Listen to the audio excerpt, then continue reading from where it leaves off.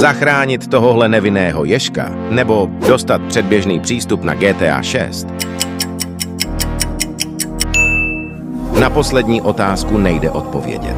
Mít zápas se Simonosem, kde na tebe bude zkoušet kolenní výpal, nebo mít zápas s prvním člověkem, který vyskočí, když klikneš na share a pak více. Být největší člověk na světě, nebo být nejmenší člověk na světě. Praha nebo Brno. Žít pod vodou nebo žít ve vesmíru. Ztratit všechny vlasy nebo dát mi follow. Už nikdy nepít kebab nebo už nikdy nepít čínské nudle.